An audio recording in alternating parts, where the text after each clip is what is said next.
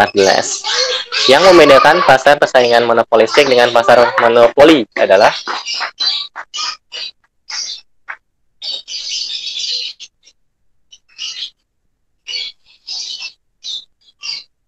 satu, dua, tiga, empat.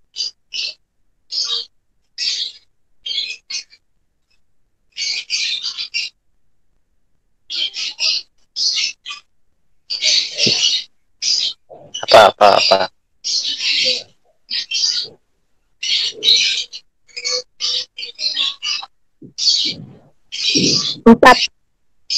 Enggak tahu ada temannya lagi atau enggak. Produknya terdiferensiasi. Kalau monopolistik gitu ya, homogen terdiferensiasi ya. Kalau monopoli barangnya? Barangnya banyak. Monopoli barangnya sifat barangnya unik. Sifat barangnya unik. Jadi karena unik itu cuman bisa dia doang yang produksi. Itu. Oke, berarti 4 benar. Ada lagi nggak? Enggak tahu ada temannya lagi atau enggak.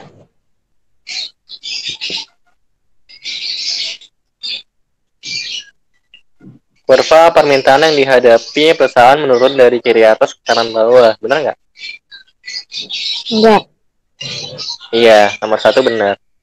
Oh benar. Benar? Emang enggak? Enggak tahu maksudnya. Enggak tahu. Yang datar kan kalau misalnya kita ngomongin pasar, kita ngomongin yang mainstream aja ya. Yang mainstream itu yang anti mainstream atau yang ekstrimnya itu pertama ada ini ya, pasar persaingan sempurna.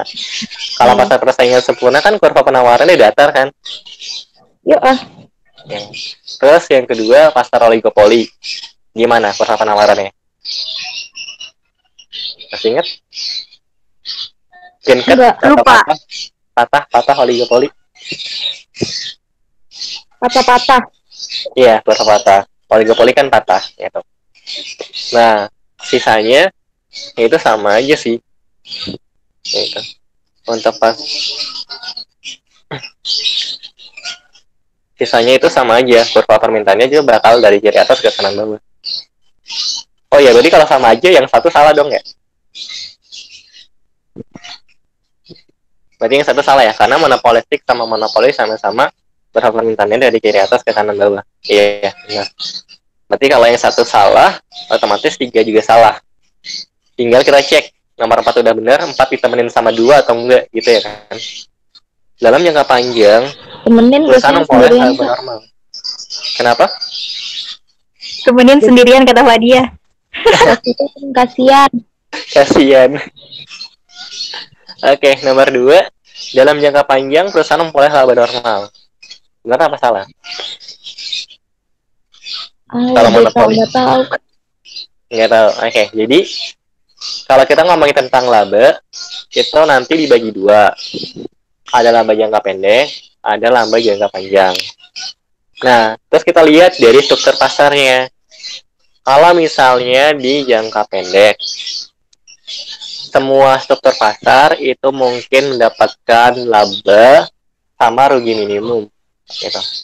Pokoknya laba maksimum atau laba normal sama rugi minimum atau laba ekonomi sama rugi minimum itu mungkin didapatkan oleh semua struktur pasar, baik pasar persaingan sempurna, monopolistik, terus apalagi oligopoli, terus monopoli, itu semuanya sama.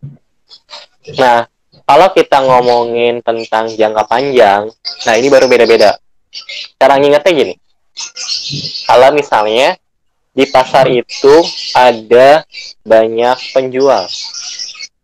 Oke, ingat ya, kalau misalnya di pasar ada banyak penjual, maka keuntungan pasar itu bakal dibagi-bagi sama penjual yang banyak. Maka dalam jangka panjang, tipikal pasar yang kayak gini, keuntungannya bakalan cuman laba normal aja. Atau biasanya laba normal ini disebut juga dengan zero profit. Contohnya apa? Contohnya pasar persaingan sempurna. Dalam jangka panjang, pasar persaingan sempurna ini bakal dapetin laba normal doang. Terus monopolistik, itu juga bakal dapetin laba normal doang. Karena penjualnya banyak. Logikanya sih kayak gitu. Jadi walaupun pasarnya diminati sama banyak orang, tapi kan gara-gara penjualnya banyak, ya masing-masing perusahaan cuma dapetin laba normal. Logikanya kayak gitu sih. Nah, sebaliknya, buat pasar-pasar yang cuman ada beberapa perusahaan aja di pasar tersebut, atau cuman ada satu aja bahkan, kayak misalnya oligopoli atau monopoli, itu kan berarti keuntungan dari pasar itu, dari industri itu semua dibagi sama beberapa perusahaan aja atau bahkan cuma dinikmatin sama satu perusahaan aja gitu kan. Nah, dalam jangka panjang, perusahaan yang kayak gini itu bakal mendapatkan laba super normal. Gitu. Jadi ada kata super. Itu yang ngebedain. Jadi beda di jangka panjangnya gitu. Jadi nomor 2, dalam jangka panjang, perusahaan memperoleh laba normal. Ini benar apa salah? Yang membedain masa persaingan monopolistik dan masa persaingan monopoli. Dan masa monopoli. Benar. Benar ya? Karena di pasar persaingan monopolistik dalam jangka panjangnya itu memperoleh laba normal, tapi kalau misalnya di pasar monopoli dalam jangka panjangnya mereka bakal dapetin laba super normal. Good. Mantap. Berarti jawabannya 2 dan 4. Apa tuh di opsi 2 dan 4? C. Alhamdulillah. Tidak ada perselisihan lagi untuk yang ini ya. Kita yang tadi. Oke, 15. Komponen neraca transaksi berjalan yang ada dalam suatu neraca pembayaran adalah yang mana?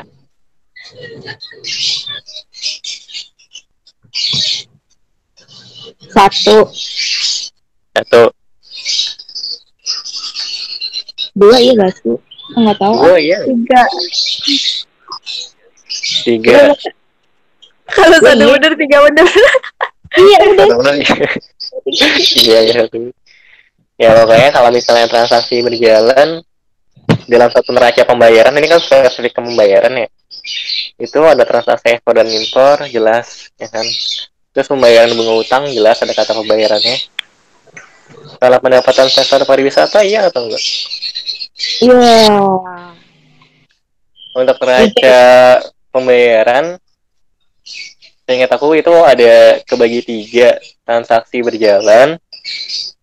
Ya, berarti ini yang di soal 15 ya, komponen neraca transaksi berjalan yang ada dalam transaksi pembayaran. Jadi itu yang paling atas neraca pembayaran dulu. Neraca pembayaran itu dibagi menjadi salah satunya transaksi berjalan yang ada di nomor 15.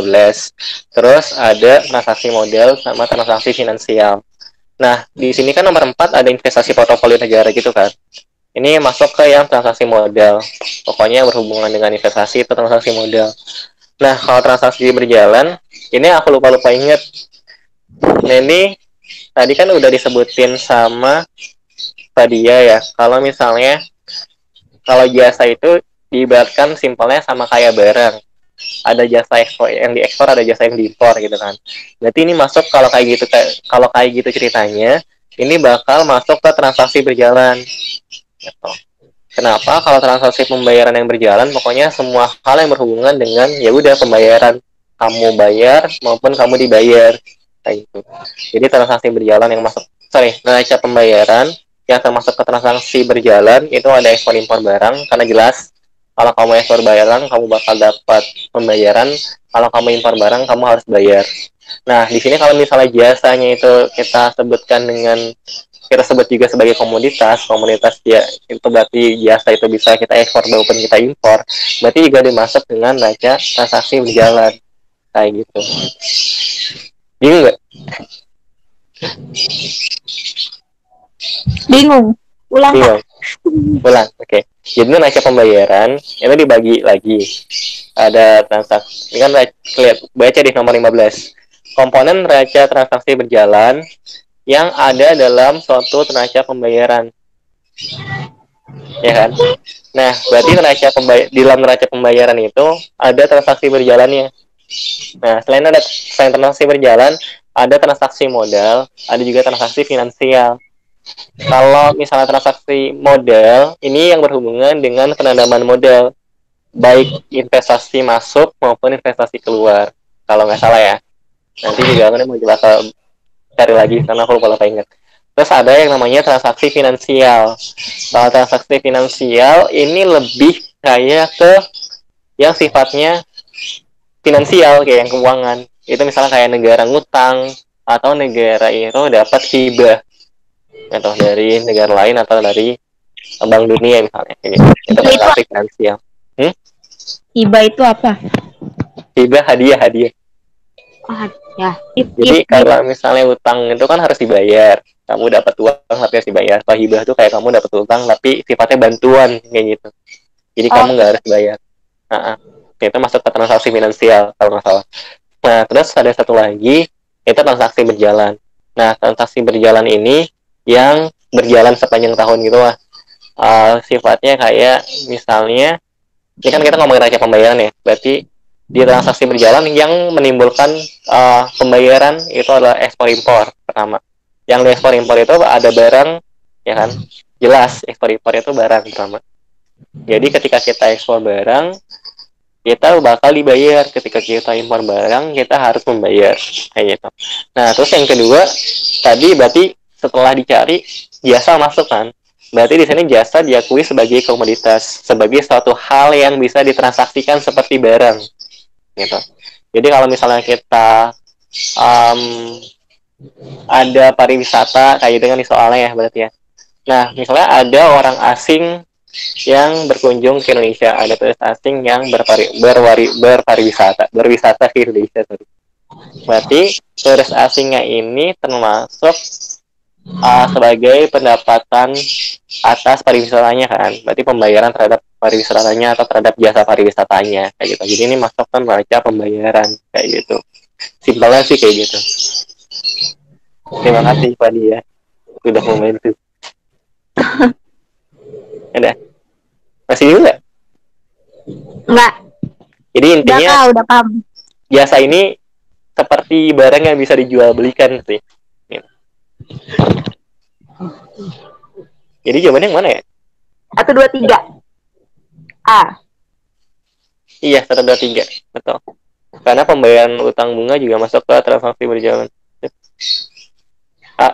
Kalau 4 masuknya kemana tadi? 4. Transaksi apa? Modal. Mau. Iya, modal. Modal. Iya. Betul. Ada pertanyaan lagi nggak? Secara keseluruhan? Enggak, Kak. Nggak ada, oke. Kalau nggak ada, nah, sebenarnya aku kalau misalnya kalian masih mau ngebahas soal bawahnya, itu boleh sih. Cuman di sini udah mendung, aku takutnya hujan aja. Nanti kalau hujan kan nggak kedengeran kan. Yang kedengeran suara hujan. Terus kita juga belum sholat asar. Jadi aku cukupkan saja ya buat hari ini. Semoga bermanfaat. Kalau misalnya ada yang mau ditanyain terkait hari ini, yang akan ditanyain ke aku langsung boleh di luar sesi belajar. Kurang lebihnya mohon maaf. Tadi kita mulai dengan berdoa, kita akhiri juga dengan berdoa. Semoga pelajaran hari ini bermanfaat.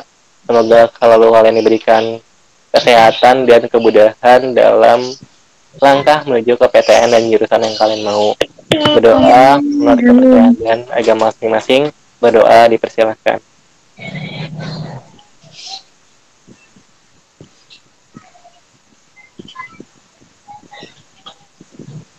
Amin. Ada kata usul untuk berdoa. Cukup sekian dari aku. Kurang lebihnya mohon diikhlaskan. Assalamualaikum warahmatullahi wabarakatuh. Waalaikumsalam warahmatullahi wabarakatuh. Makasih banyak kak. Ya, makasih juga. Silakan kalau mau live. Banyak, Kak. Live ya kak ya. Dadah. Kita